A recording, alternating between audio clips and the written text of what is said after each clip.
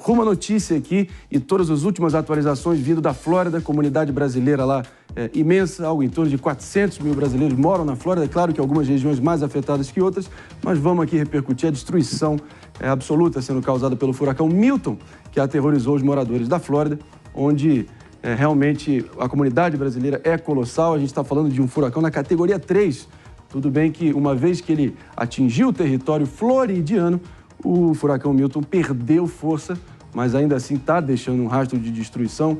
As autoridades emitindo alertas sinistros e fazendo o que é possível para tentar conter o máximo possível de mortes. Mas, tragicamente, como a gente já trouxe aqui na abertura, queria comentar contigo, Pepe, Mano, Jess e David aqui com a gente. 4 mortes confirmadas, não é isso, David?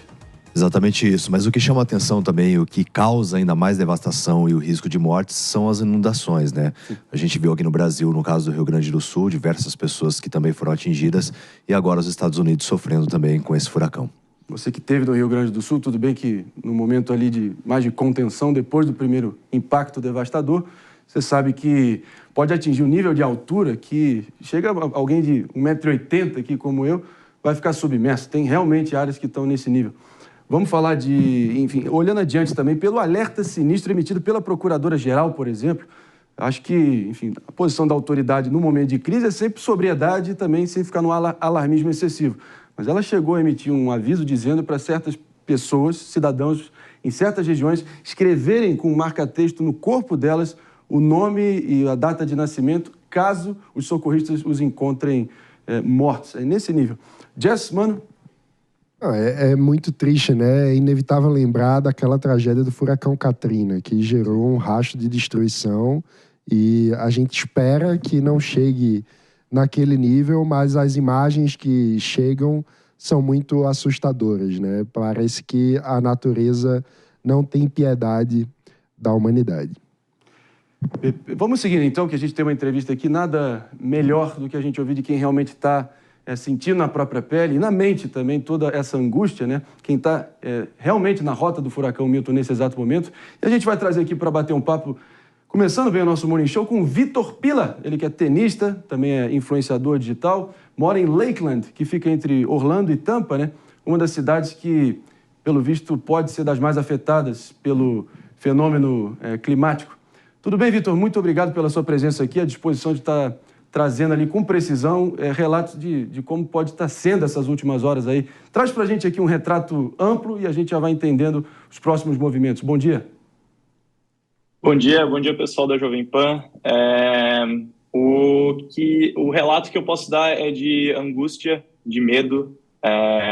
Confesso que eu não estava em Tampa, não estava no impacto direto, então eu estou um pouco mais afastado, eu estou perto de Orlando, mas mesmo assim foi chegando 1h30 da manhã, os ventos começaram a ficar mais fortes, eu senti a minha casa tremer, eu senti o chão tremer, então ficou assim até umas 2h30, 3 horas da manhã, e a gente ficou nessa angústia, com medo das janelas estourarem. Eu ainda estou com a proteção na janela aqui, mas foi assim que a gente passou a noite, sem energia, sem nada. A energia voltou agora, mas várias árvores caíram aqui. Na minha cidade o impacto não foi tão forte igual em Tampa, mas mesmo assim assustou bastante. Esse é o meu quarto furacão, mas disparado é o furacão mais forte que eu já peguei aqui e realmente assustou, tá? Assustou bastante.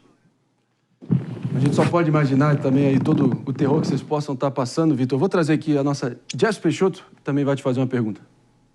Vitor, primeiro, minha solidariedade a esse momento de desespero que vocês viveram. E aí eu queria saber, em termos da evacuação, assim, quais são as principais áreas, quais são os principais locais, como que funcionaria num caso desse de furacão, se por acaso houvesse alguma mudança de rota, imagino, e vocês precisassem evacuar. Tem algum tipo de abrigo? Como que é essa comunicação? Você que já falou de 4 vezes ter passado por uma situação dessa, como que funciona nesses casos?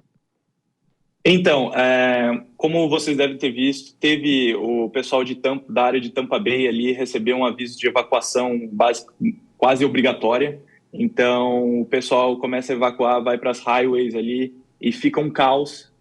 O pessoal que tentou evacuar depois não conseguia porque estava lotadas as highways, então não tinha como evacuar.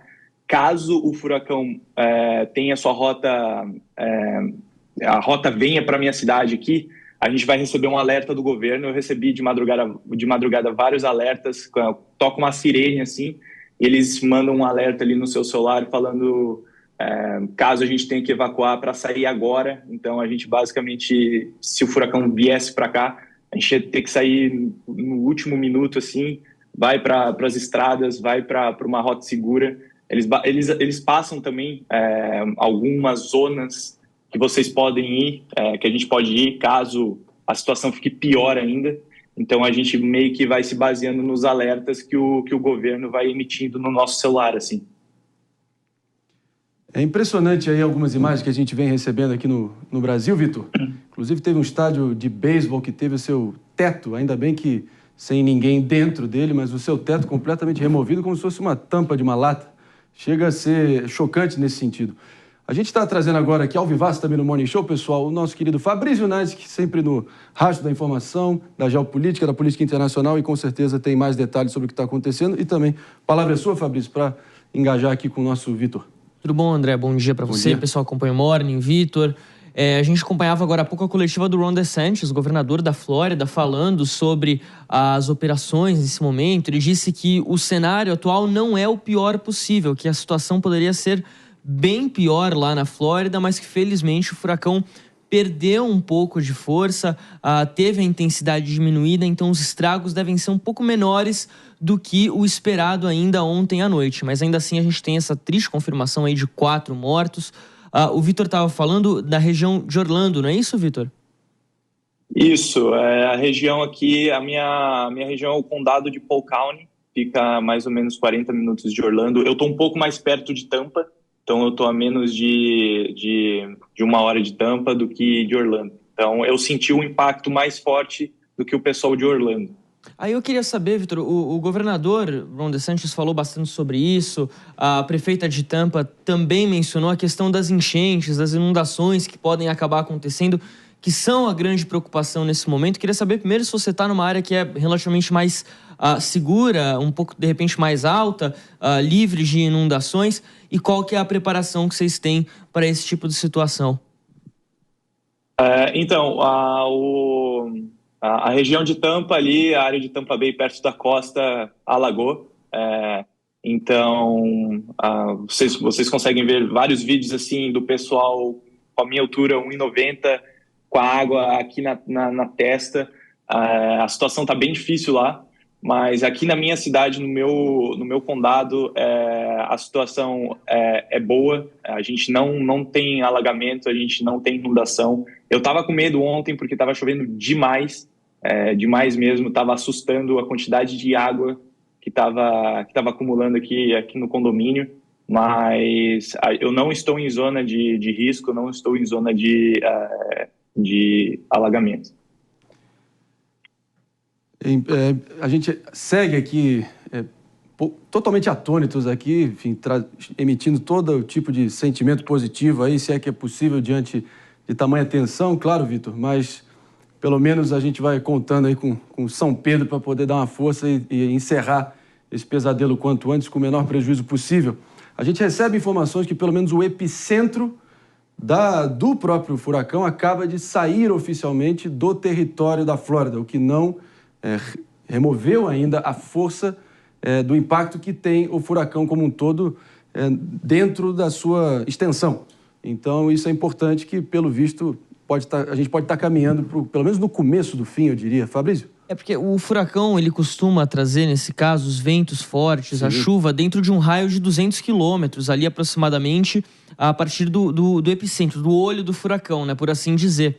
Então, hoje, já pela manhã, cedo aqui, por volta das 7 da manhã, a gente já falava do furacão deixando ali, se aproximando do Cabo Canaveral, ou seja, a costa leste da Flórida, em direção ao Oceano Atlântico, mas os ventos ainda são sentidos ali na porção continental. Então agora o olho do furacão começa a sair da Flórida, de fato chega no Oceano Atlântico, vai em direção ali às Ilhas Bermudas aproximadamente, mas os ventos e digamos assim, os rescaldos ainda são sentidos na porção continental ali no estado da Flórida. E isso pode trazer muitas dificuldades. A prefeita de Tampa, inclusive, disse o seguinte: fiquem em casa, permaneçam em casa, porque o perigo ainda não passou. Ela chegou, inclusive, a sobrevoar as áreas atingidas hoje de manhã para avaliar ali o tamanho dos estragos. E já temos muitas operações de resgate acontecendo em vários pontos ali do estado por conta de pessoas que acabaram ficando isoladas por árvores caídas, enchentes, enfim. Muito bem, Vitor, a gente, enfim, dando aqui um último momento aqui só para você, enfim, trazer sua expectativa, as precauções que você está tomando, se também as autoridades estenderam uma mão, como é que está essa integração entre autoridades e cidadãos aí no rastro do furacão Milton? Bom, a gente está no aguardo de algum pronunciamento aqui que a gente recebe os pronunciamentos do xerife. Então a gente está no aguardo de alguma declaração dele. A gente ainda está em estado de emergência, porém o clima aqui está bem tranquilo. Tá dando até sol agora, só ventando um pouquinho, mas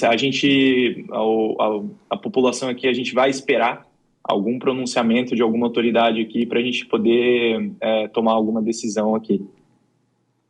Obrigado, Vitor Pila, ele que é tenista, influenciador, mora em Lakeland e tá são e salvo, isso que importa. Obrigado demais aqui pela sua participação no Morning Show. Muito obrigado, gente.